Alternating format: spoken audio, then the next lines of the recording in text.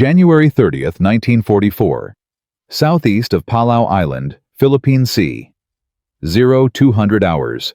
A steel coffin sits 180 feet beneath the Pacific Ocean, and inside that coffin, 80 men are about to die.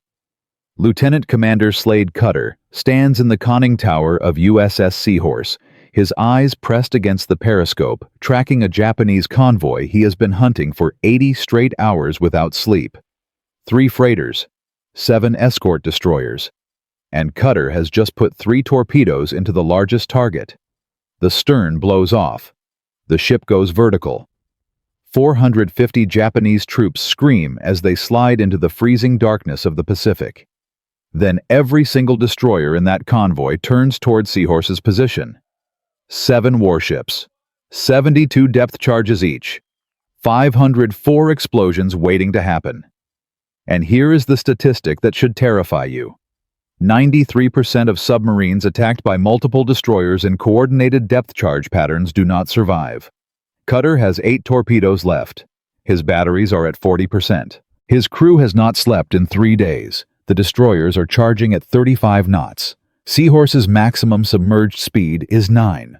The math is simple. He is about to die. But this man, this former flute champion from a farming town in Illinois, is about to do something so insane that it will rewrite every submarine warfare manual in existence. Because in the next 4 patrols, Slade Cutter will sink not 27, not 35, but 50 enemy ships. He will survive over 200 depth charge detonations. He will earn 4 Navy Crosses when most men consider one the achievement of a lifetime. And he will do all of this because 3 years ago, nobody in the United States Navy wanted him commanding anything. Let me tell you why. December 7th, 1941. Pearl Harbor burns. 2,403 Americans are dead. The Pacific Fleet lies in ruins. And the Japanese Imperial Navy controls an ocean spanning 64 million square miles. America has exactly one weapon that can strike back immediately. Submarines. But here is the problem nobody talks about. American submarines in 1941 are failing. The Mark 14 torpedo. America's primary submarine weapon has a defect rate exceeding 70%. Torpedoes run too deep. Torpedoes fail to detonate. Torpedoes circle back and kill the submarines that fired them. In the first year of the war, American submarines fire over 800 torpedoes. Fewer than 100 hit their targets. Fewer than 50 actually explode. Japanese merchant shipping losses in 1942 total only 725,000 tons. Japan needs to lose 3 million tons per year just to feel pressure. At this rate, the submarine campaign will take 15 years to have any meaningful effect. The war will be over long before that. America will lose. But the torpedo problem is not even the worst issue. The worst issue is the commanders themselves. Before Pearl Harbor, submarine commanders trained in peacetime. They practiced cautious tactics. Stay deep. Stay quiet. Avoid detection at all costs. Survival was the priority. Aggression was discouraged. And when the war began, these commanders brought their peacetime habits into combat. They refused to close with the enemy. They fired from extreme ranges where torpedoes had minimal chance of hitting. They broke contact at the first sign of escorts. Admiral Charles Lockwood, Commander Submarine Force Pacific, reviewed patrol after patrol and found the same pattern. Commanders who had perfect opportunities to sink Japanese ships were letting them escape. Not because they lacked skill, because they lacked the willingness to accept risk. In 1942, Lockwood relieved 14 submarine commanders for insufficient aggression. In 1943, he relieved 17 more. The submarine force was bleeding commanders. Lockwood needed a new breed of officer, men who would close with the enemy, men who would fire at point-blank range, men who understood that in submarine warfare, the most dangerous thing you can do is hesitate. But where do you find men like that? Slade DeVille Cutter was born November 1, 1911 in Oswego, Illinois. Population 2,000. A farming town where men measured success by how many acres of alfalfa they could harvest before sunset. His father had been permanently injured playing football, his knee destroyed in a collision that ended his athletic dreams forever. So his mother made a decision. Her son would never play contact sports. She steered young Slade toward music instead. And Slade did not just learn music, he dominated it. The instrument was the flute. By age 16, Slade Cutter had won a national flute competition judged by John Philip Sousa himself, the man who composed the Marine Corps March. The most famous military musician in American history looked at this farm boy from Illinois and handed him first place. Think about that for a moment. The man who would become one of the deadliest submarine commanders in history started his career playing the flute, but here is what his mother did not account for. Slade Cutter was 6 feet 2 inches tall and weighed 215 pounds of solid Illinois farm muscle. You do not grow up hauling hay bales without developing a certain physical presence. And when Cutter arrived at the United States Naval Academy in 1931, that presence attracted attention. The attention belonged to a young assistant football coach named Paul Brown. Yes, that Paul Brown. The man who would later have the Cleveland Browns named after him. The father of modern professional football. Brown saw Cutter walking across the Naval Academy campus and spoke one sentence. "You are playing football." Cutter explained he had never played the sport in his life. His mother had forbidden it. Brown did not care. "You start Monday." Within 3 years, Slade Cutter transformed from a flute-playing farm boy into an all-American tackle. He played both offense and defense in an era when men did not leave the field for substitutions. He was selected to play in the East-West Shrine Game, the most prestigious college all-star event in the nation. But his defining moment came on December 1, 1934. Philadelphia, Franklin Field. 79,000 people packed into the stadium for the Army-Navy game. The two service academies had been rivals for decades, but Navy had not beaten Army in 13 straight years. The field was a swamp. 3 days of rain had turned the grass into ankle-deep mud. The ball was slick with water. Kicking a field goal was considered impossible under these conditions. Fourth quarter. Score 0-0. Navy drives to Army's 20-yard line and stalls. Head coach Tommy Hamilton faces a decision. Go for a first down or attempt a field goal that everyone in the stadium knows will fail. Hamilton calls for the field goal. The crowd groans. The mud is too deep. The conditions are too terrible. This is a wasted play. Then something unexpected happens. Slade Cutter, normally a lineman, steps back to kick. The holder places the ball on the ground. It immediately sinks 3 inches into the mud. Cutter approaches. His foot connects with a sound like a wet towel hitting concrete. The ball wobbles into the air. It has no spin, no trajectory, no business going anywhere near straight. It barely clears the crossbar. The referee signals good. Navy 3, Army 0. Final score. 79,000 people lose their minds. Slade Cutter becomes a national celebrity overnight. Professional boxing promoters offer him contracts. The money would set him up for life, more than a naval officer would earn in 20 years of service. Cutter turns them all down. He reports to the battleship USS Idaho to serve his country. Because Slade Cutter understood something that most people miss entirely. The kick was not lucky. The kick worked because he had practiced that exact scenario hundreds of times. Mud, rain, pressure. 79,000 screaming fans. None of it mattered because he had prepared for all of it. The chaos was not chaos to him. It was just another variable he had already accounted for. This understanding would define his entire career. May 1938. Submarine School, Groton, Connecticut. Cutter has never been on a submarine. Neither have most of his classmates. The training is brutal. Candidates learn damage control by being locked in compartments while instructors flood them with water. They learn escape procedures by swimming out of a 100-foot training tower while holding their breath. They learn to function in a steel tube 300 feet underwater, where a single mistake kills everyone. Most candidates wash out. The psychological pressure breaks them.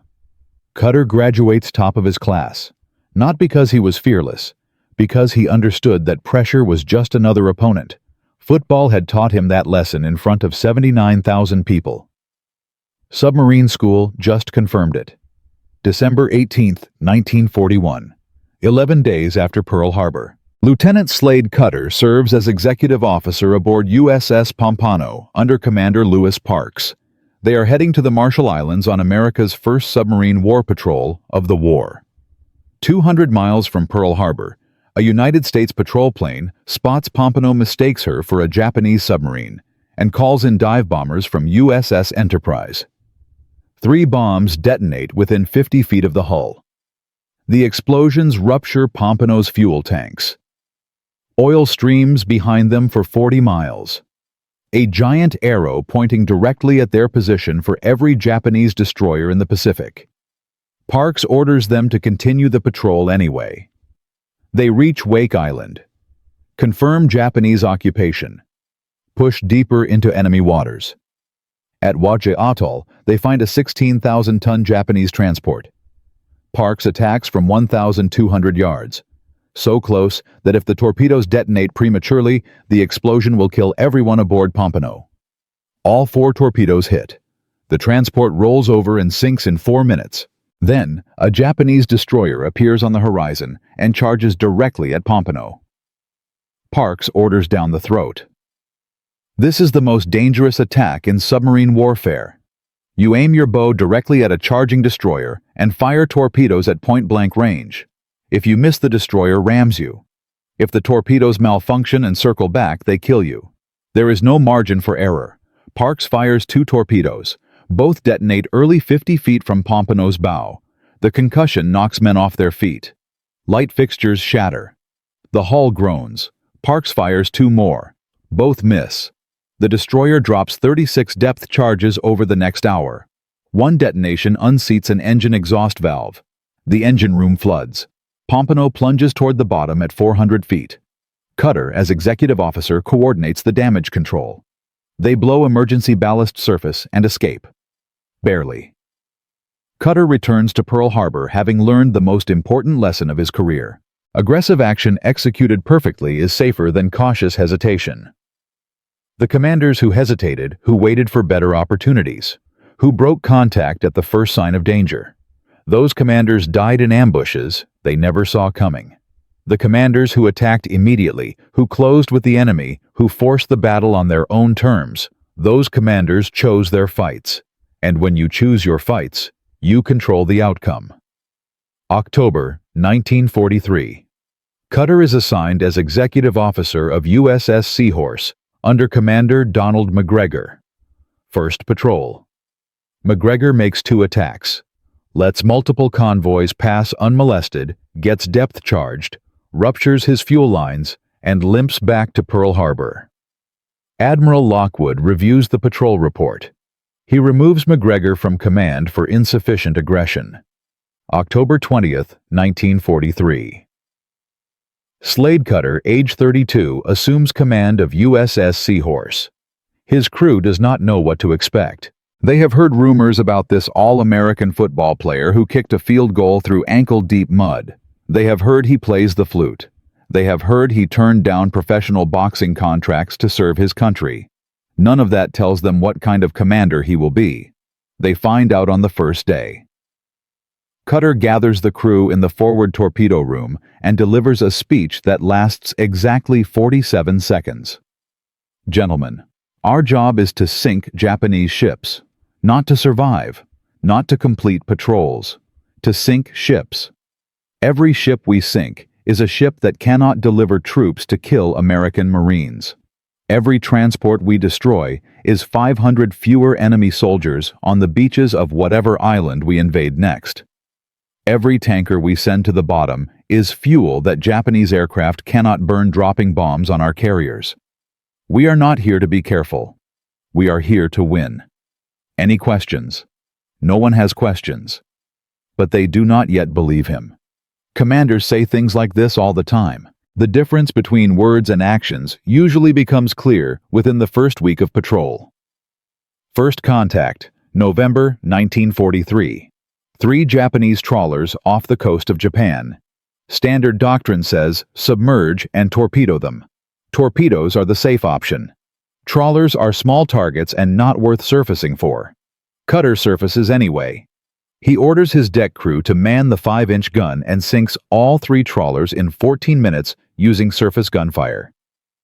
His crew thinks he has lost his mind. They are 200 miles from mainland Japan, exposed on the surface. Vulnerable to aircraft. Any patrol plane could spot them and call in destroyers. Cutter explains his reasoning in 5 words. We save torpedoes for convoys. But this is not just about ammunition conservation.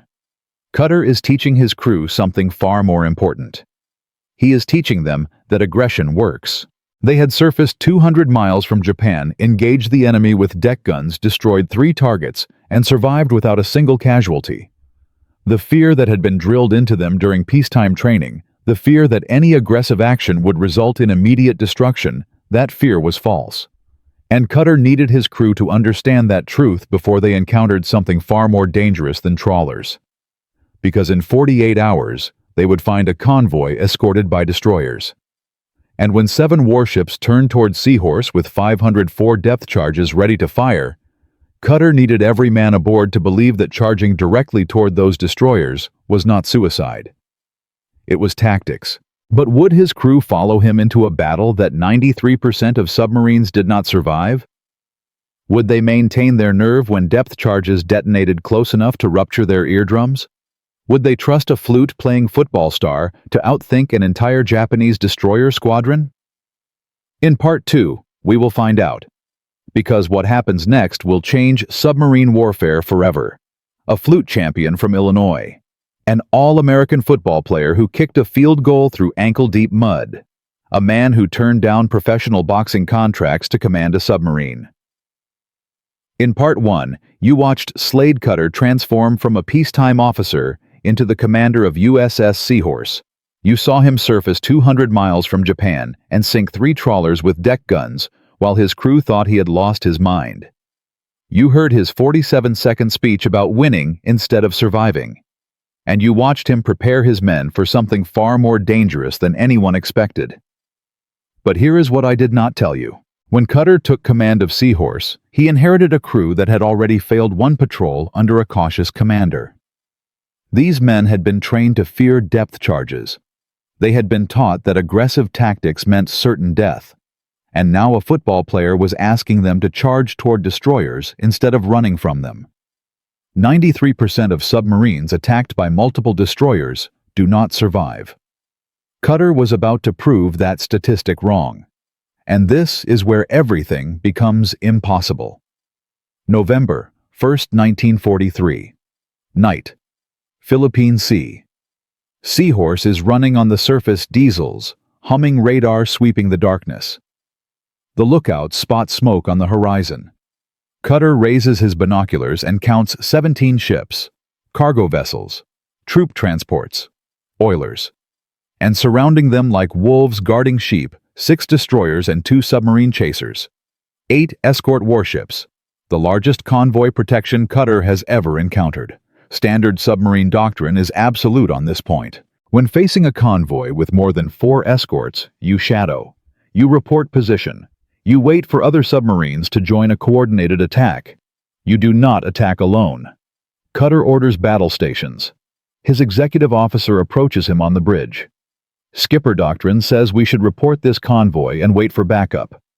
We have Trigger and Wahoo operating within 200 miles. We could coordinate a Wolfpack attack by dawn. Cutter does not look away from his binoculars. By dawn, this convoy will be 150 miles closer to Japan. Those troops will reinforce Saipan. Those supplies will feed Japanese artillery that kills American Marines.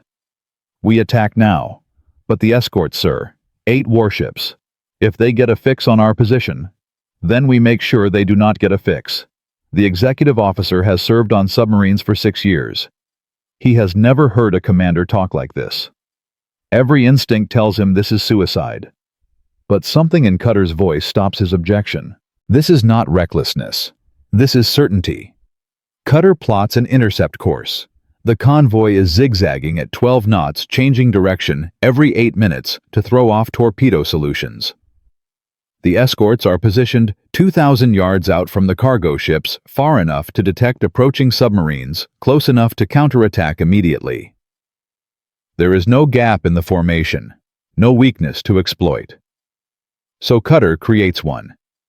He orders Seahorse to dive and approach from directly ahead of the convoy, not from the flank where submarines typically attack. From the front, the most heavily defended angle, the direction no submarine commander would ever choose, because the escorts are not watching the front. They are watching the sides. They expect submarines to approach from perpendicular angles where torpedo runs are shortest. They have positioned their strongest units on the flanks. The front of the formation has only one destroyer, and that destroyer is focused on clearing a path forward, not searching for submarines approaching head-on. Cutter brings Seahorse to periscope depth 3,000 yards directly ahead of the convoy. The lead destroyer passes 400 yards to port, close enough that Cutter can see the captain on the bridge through his periscope, close enough that one alert lookout with good eyes could spot the periscope wake and end everything. The destroyer does not see them. Seahorse slips between the lead escort and the convoy formation. Cutter is now inside the protective screen, surrounded by enemy warships, 400 yards from a 7,000-ton passenger cargo ship loaded with Japanese soldiers. He fires 6 torpedoes in 45 seconds. 2 hit Yadake Maru. She breaks in half and sinks in 3 minutes. 3 hit Chihaya Maru, a 7,089-ton transport carrying 900 Japanese troops. The explosion ignites her fuel tanks. The ship becomes a floating inferno. Men jump from the decks into burning oil spreading across the water. Then the escorts realize what has happened. 6 destroyers converge on Seahorse's position simultaneously. Their sonar operators have a solid contact. They know exactly where Cutter is, and they are furious. Cutter orders emergency deep. Seahorse plunges toward 400 feet. Above them, the first depth charges detonate. The explosion sounds like a giant hammer striking the hull from outside. The concussion throws men against bulkheads. Light fixtures shatter. Cork insulation rains from the overhead. The gyro compass spins wildly before settling. Second charge. Closer, 150 feet away. The hull groans. A hydraulic line ruptures and sprays oil across the control room. Third charge, 100 feet. The explosion rings Seahorse like a bell. Every man aboard feels it in his bones. Cutter watches his crew. Some are terrified, some are praying. Some are gripping pipes and stanchions so hard their knuckles turn white. But no one panics, no one screams. They trust their captain. The destroyers are using a new tactic.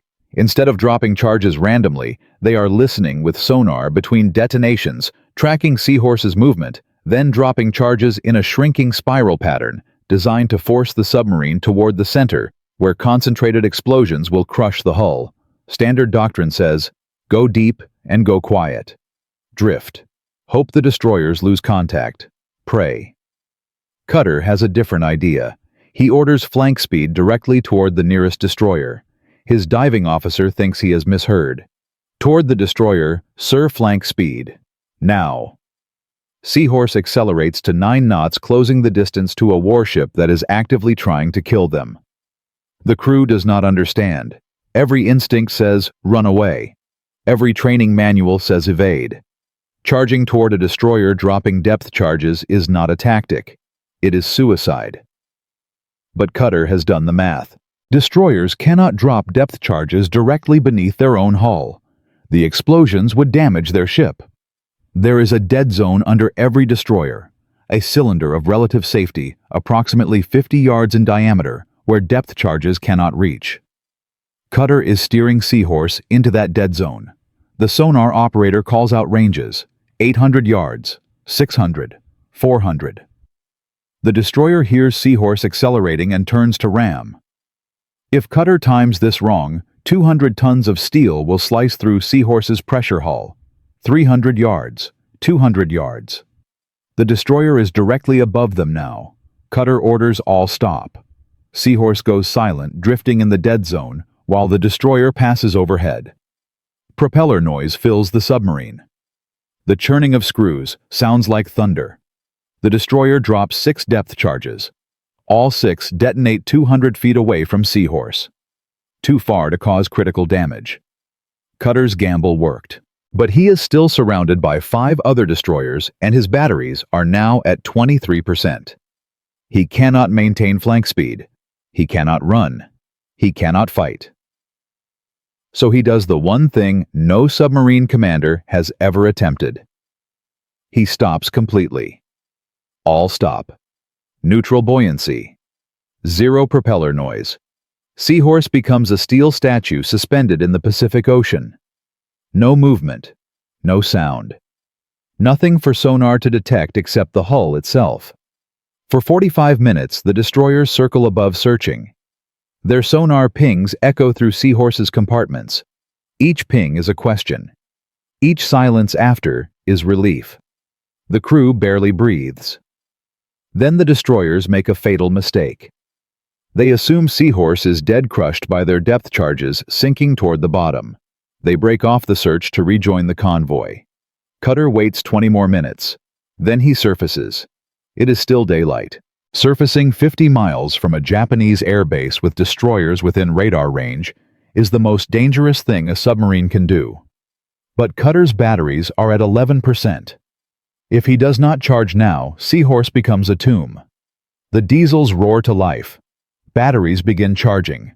Lookouts scan the sky for aircraft. 45 minutes pass. No aircraft. No destroyers. The Japanese are so convinced Seahorse is destroyed that they are not even searching. When the crew comes up for fresh air, they are different men. They have just survived 72 depth charges from 6 destroyers, using tactics that exist in no manual taught, in no school described, in no doctrine. They have watched their captain charge toward a destroyer instead of running from it. They have seen the impossible work. Cutter gathers them on deck and says 4 words. "We are not done." He points toward the horizon. The convoy is still visible, 30 miles away, still heading north, still carrying troops and supplies to Japanese bases. For the next 48 hours, Seahorse tracks that same convoy, surfacing at night to charge batteries, submerging at dawn to follow. The destroyers know Cutter is still out there. They double back, constantly searching, dropping random depth charges. But Cutter stays just outside detection range, patient, relentless, waiting for another opening. February 1st, 1944. 0300 hours.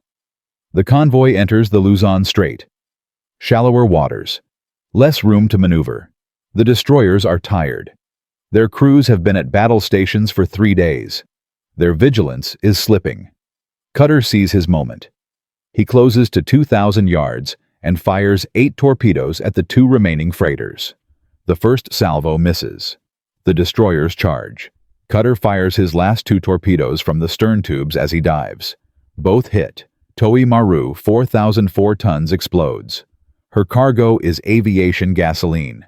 The fireball is visible for 30 miles. Total enemy ships sunk from this single convoy, over 80 hours of pursuit. 4 vessels totaling 19,000 tons. Total enemy troops killed approximately 1,600. Depth charges survived 127.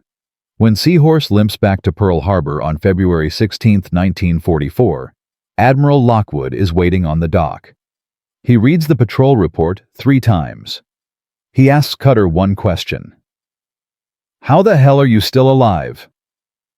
Cutter's answer becomes legend. They kept missing. Lockwood awards Cutter his 2nd Navy Cross. Word spreads through the submarine force. Other commanders begin studying Cutter's tactics. The idea of charging toward destroyers instead of running from them sounds insane. But Cutter's results are undeniable. 4 ships from 1 convoy, 127 depth charges survived, 0 casualties. Within weeks, 3 other submarine commanders attempt similar aggressive pursuits. 2 succeed spectacularly. 1, USS Scorpion, is lost with all hands. The lesson is clear. Cutter's tactics work, but they require a specific kind of nerve, a mathematical coldness under pressure, a willingness to trust physics over instinct. Not every commander has that capacity. Not every crew can maintain discipline while depth charges detonate 100 feet away. But those who can, those commanders are about to change the Pacific War. Because what Cutter has just proven is revolutionary. The conventional wisdom that aggressive tactics equal death is wrong. The destroyers can be beaten. The convoys can be destroyed. The war can be won beneath the waves. And Slade Cutter is just getting started. In 2 months, he will encounter the largest Japanese convoy escort he has ever faced.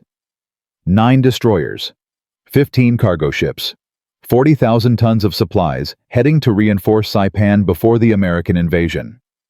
The odds will be worse than anything he has survived. The stakes will be higher than anything he has attempted. And what happens next will determine whether 15,000 American Marines live or die on a beach 500 miles away. In Part 3, the hunters become the hunted.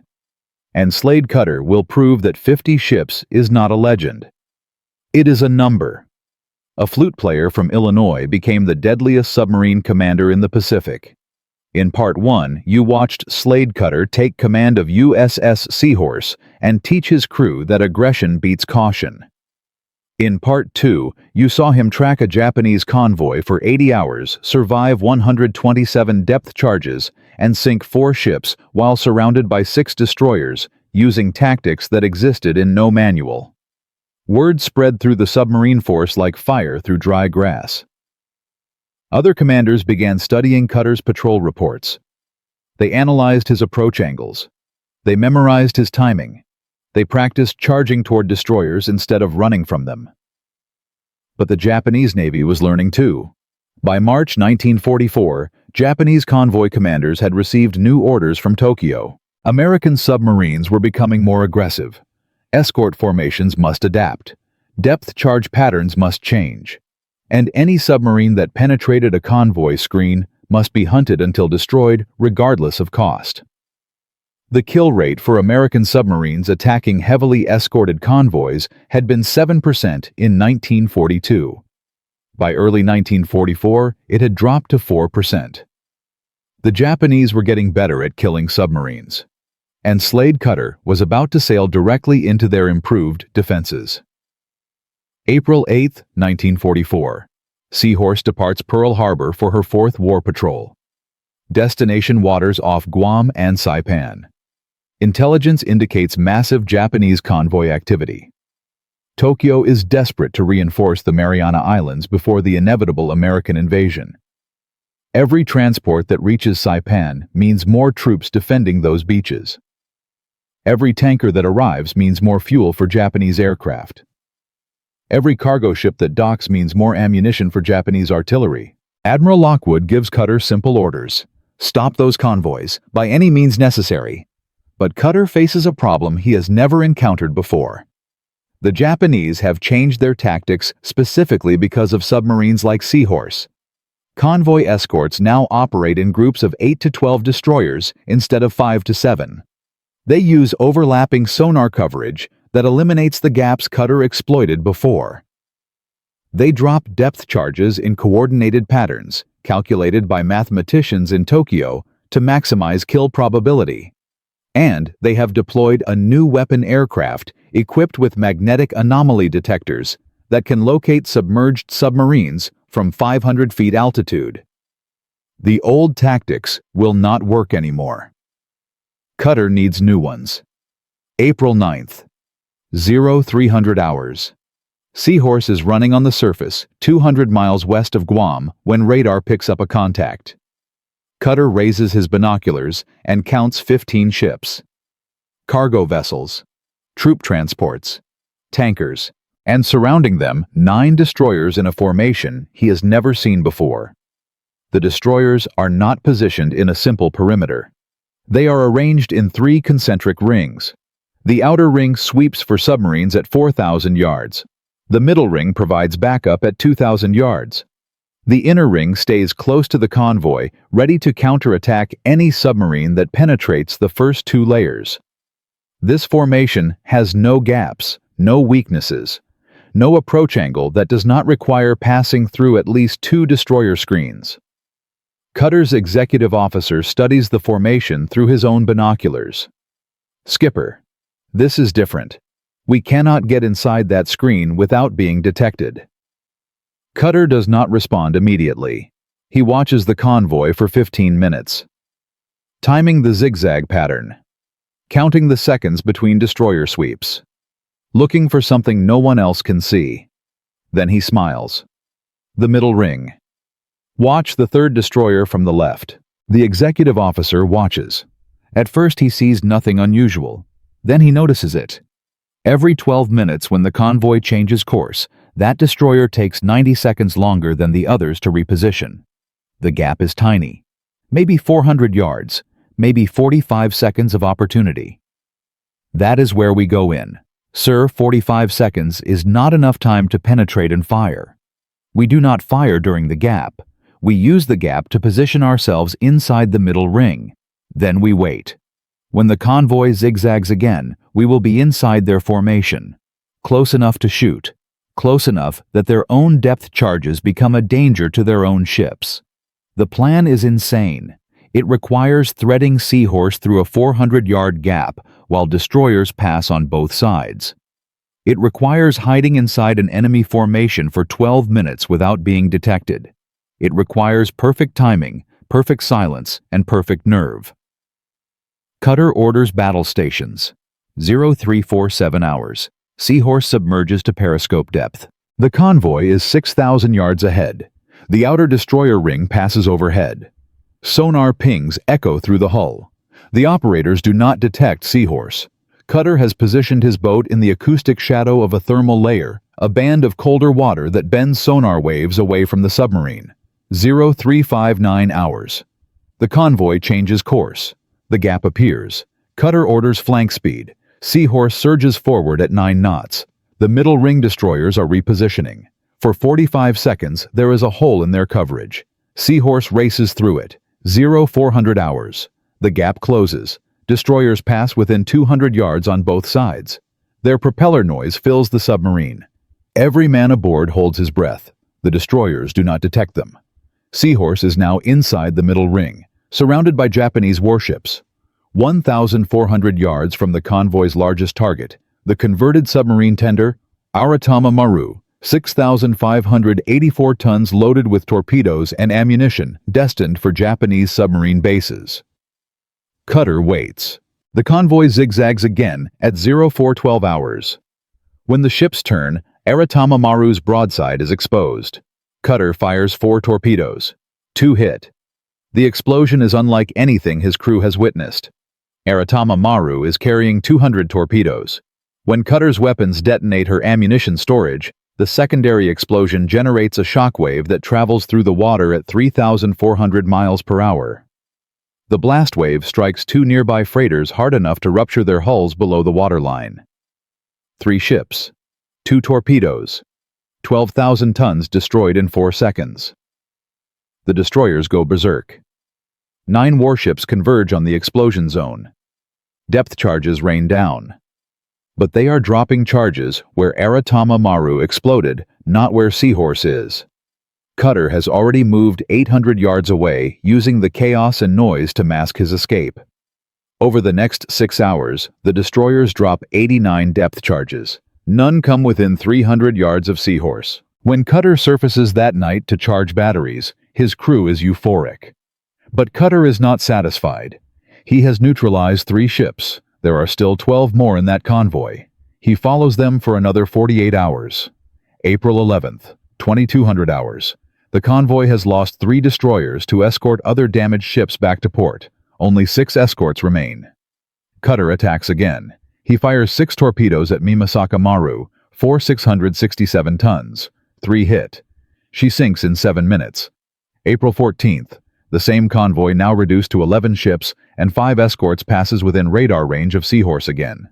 Cutter has been shadowing them for 6 days. His crew is exhausted. His torpedoes are running low. But the convoy is heading toward Saipan, where American Marines will land in 2 months. Every ship that reaches Saipan, is a ship that kills Americans. Cutter attacks one final time. He sinks Kizugawa Maru, 915 tons with 2 torpedoes. Total from this single convoy pursuit, 5 ships, 24,000 tons, over 1,800 enemy personnel killed.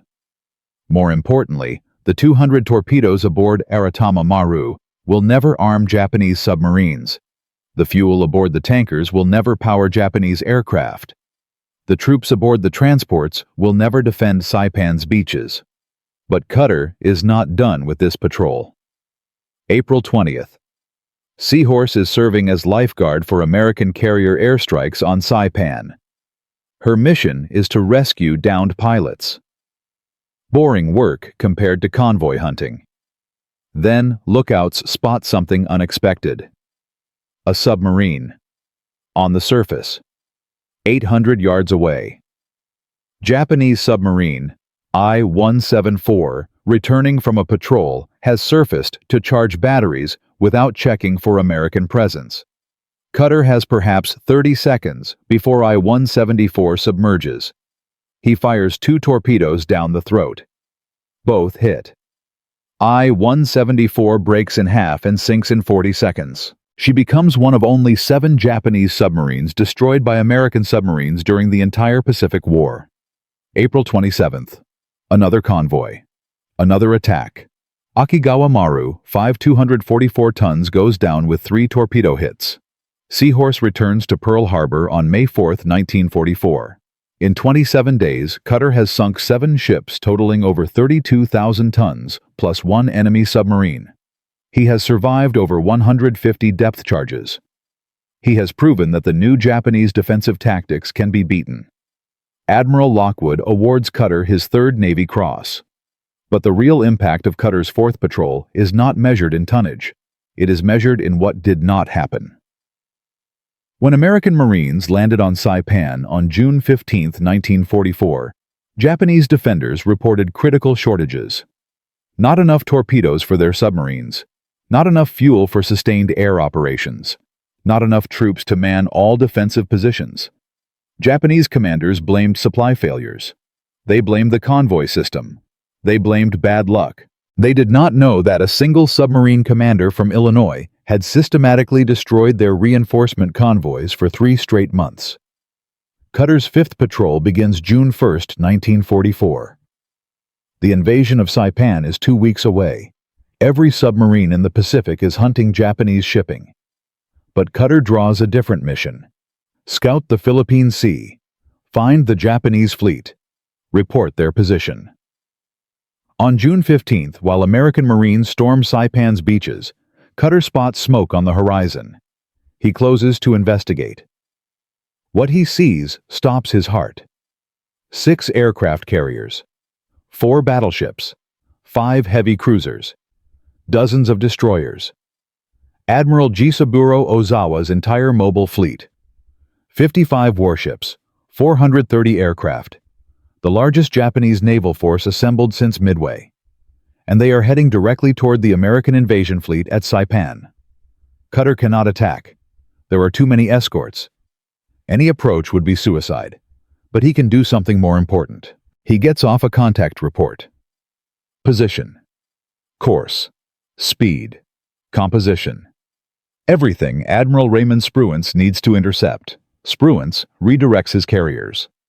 2 days later, the Battle of the Philippine Sea becomes the Great Marianas Turkey Shoot.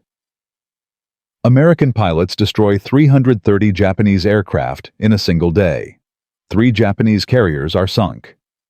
Ozawa's fleet retreats and never poses a serious threat again. Cutter's role in the battle is a footnote in history books. But without his contact report, Spruance would not have known where to position his forces. The battle might have gone differently. The invasion of Saipan might have failed. The war might have lasted longer. By July 1944, Seahorse has completed 5 war patrols under Cutter's command. Total ships sunk 19 confirmed, several more probable. Total tonnage over 72,000 tons verified. Enemy personnel killed estimated 4,500. Depth charges survived over 200. Slade Cutter is now tied with Dudley Morton and trails only Richard O'Kane for the title of most successful submarine commander in the Pacific War. He receives his 4th Navy Cross. Only 5 American submariners earned 4 Navy Crosses during World War II. Cutter is one of them. The submarine force has transformed. Commanders who once hesitated now attack aggressively. Tactics that seemed suicidal in 1942 are standard doctrine in 1944. Japanese shipping losses have increased from 725,000 tons in 1942 to over 2.7 million tons in 1944. The convoy system is collapsing. Japanese industry is starving. The empire is dying, and one man from a farming town in Illinois helped kill it. But here is the question no one asks. What happens to Slade Cutter after the war? He sank 50 ships. He survived 200 depth charges. He earned 4 Navy Crosses. He helped win the Pacific War. And then he disappeared into obscurity. No admiralty, no fame, no Hollywood movie. A man who should have been celebrated as one of the greatest warriors in American history retired as a captain and spent his final years in a nursing home with Parkinson's disease. In Part 4, we discover why, and what his story teaches us about the difference between winning battles and winning recognition. The answer might surprise you. A flute champion from Illinois. An All-American football player who kicked the impossible field goal. A submarine commander who tracked convoys for 80 hours, survived over 200 depth charges, and sank more enemy ships than almost anyone in American history.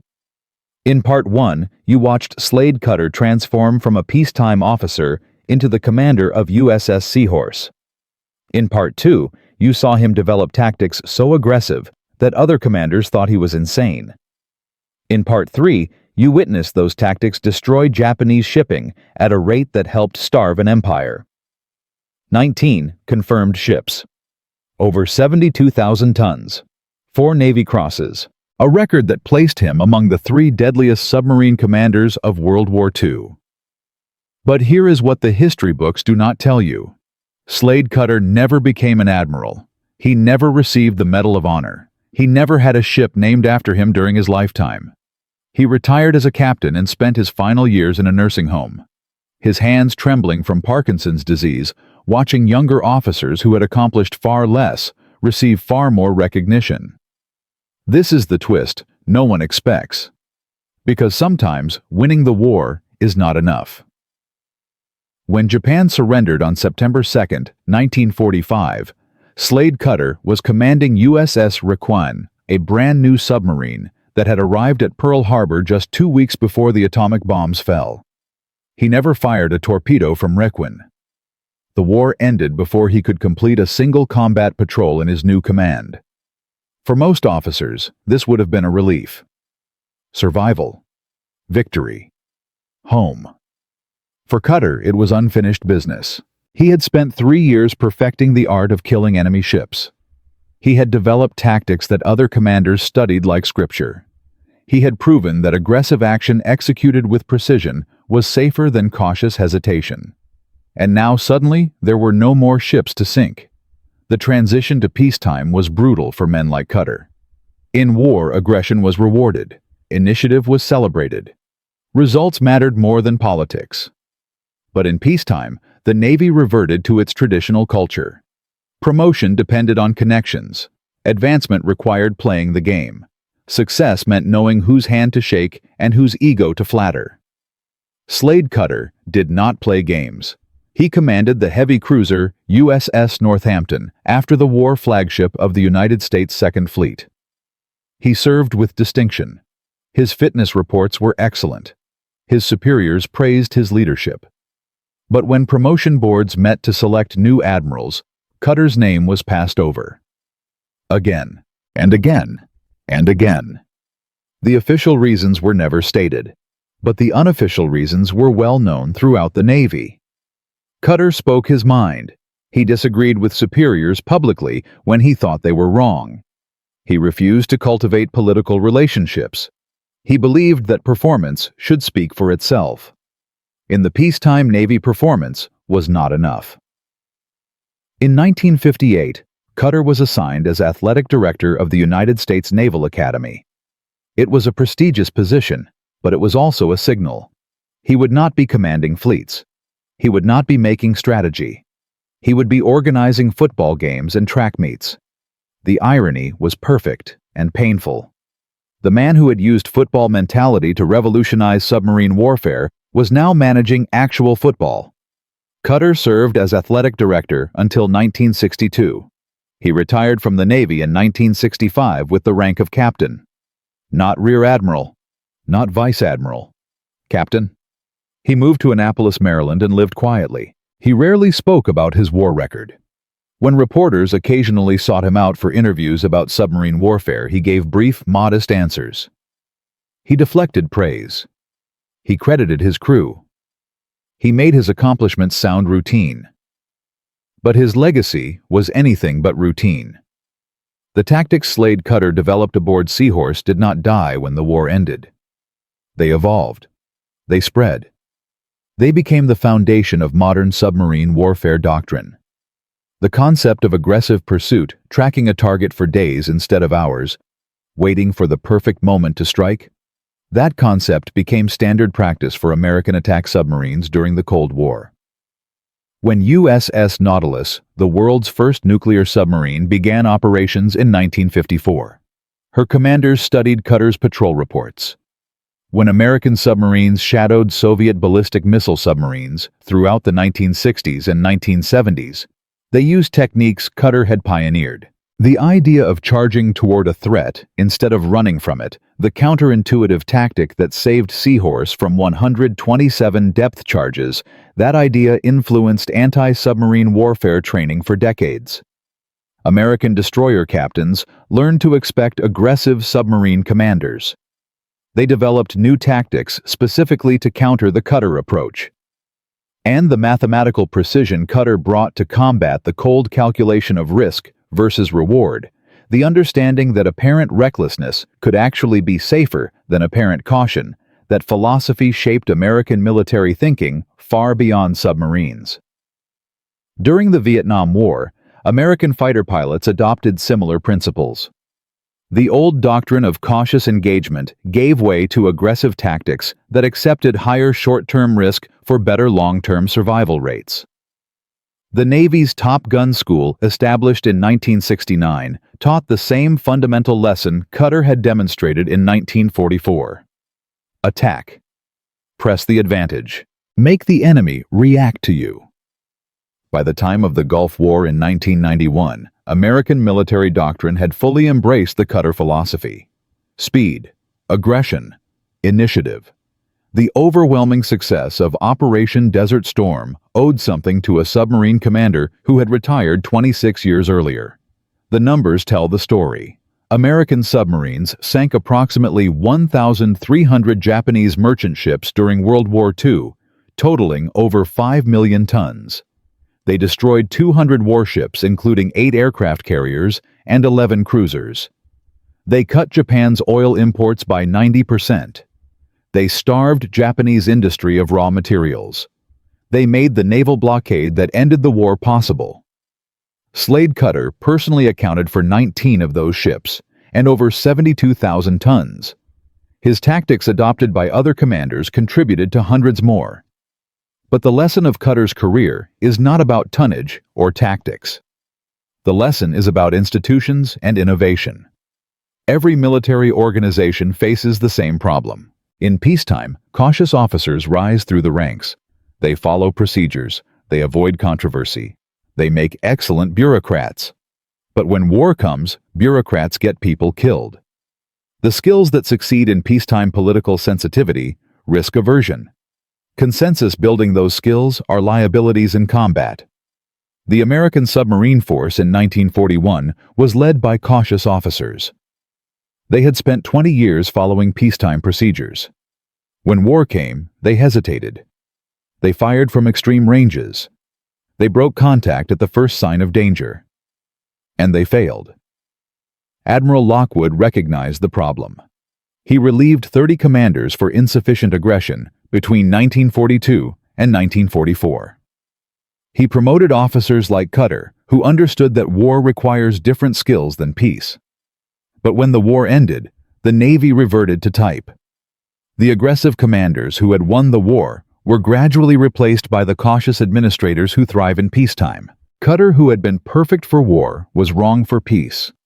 This pattern repeats throughout history. Ulysses Grant won the Civil War and struggled as president. George Patton conquered Europe and was sidelined after victory. The skills that win wars are not the skills that win promotions. And yet institutions need both types of leaders. They need administrators to maintain order in peacetime. They need warriors to survive in war. The challenge is recognizing which type you need and when. Slade Cutter was a warrior in an era that needed warriors. When that era ended, his value diminished. Not because he had changed, but because circumstances had changed around him. There is one final detail that most people do not know. When Slade Cutter died on June 9, 2005 at age 93, he was living at Ginger Cove Retirement Community in Annapolis. His hands shook from Parkinson's disease. His memory was fading. But he still received visitors. One of those visitors was a young submarine officer who had read Cutter's patrol reports as part of his training. The officer asked Cutter what he remembered most from the war. Cutter thought for a long moment. Then he said something the officer never forgot. "I remember the sounds. Depth charges sound like someone hitting the hull with a giant hammer. Torpedoes hitting a ship sound like thunder underwater. But the sound I remember most is silence. After an attack, when you are running deep and quiet, trying not to breathe, listening for destroyers. That silence was louder than any explosion." The officer asked if Cutter ever felt afraid. "Every time. Fear keeps you sharp." The commanders who stopped being afraid made mistakes. I was afraid for 3 years straight. It probably saved my life. The officer asked one more question. "Looking back, would you do anything differently?" Cutter smiled. "I would have sunk more ships."